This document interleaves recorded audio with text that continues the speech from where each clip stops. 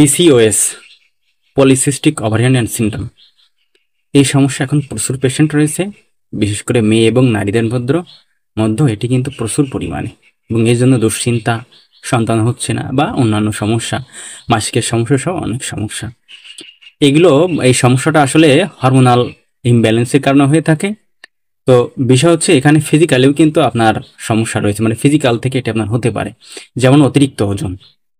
এই অতিরিক্ত ওজন আপনার হরমোনের ব্যালেন্সটাকে কিন্তু হীন করে দেয়, মানে ব্যালেন্সহীন করে ফেলায়, যার জন্য এটা কিন্তু অত্যন্ত ক্ষতিকর। যে জন্য আপনার এই ওভার ফ্যাটটা, মানে অতিরিক্ত চর্বি, এটা কিন্তু কমাতে হবে, বা অতিরিক্ত ওজন।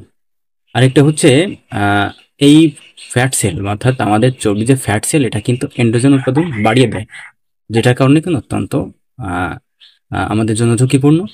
আর হচ্ছে এই যে দৈনন্দিন যে খাদ্য খাবার, আমাদের অস্বাস্থ্যকর খাদ্য খাবার, তারপর হচ্ছে আহ, এই যে স্ট্রেস, অর্থাৎ দীর্ঘমেয়াদী মানসিক দুশ্চিন্তা, এগুলো পিসিওএস এর ক্ষেত্রে কিন্তু খুবই ঝুঁকিপূর্ণ, এবং এগুলো কিন্তু বাড়িয়ে দিতে পারে।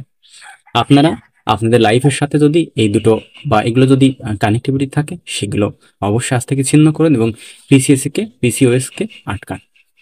ধন্যবাদ।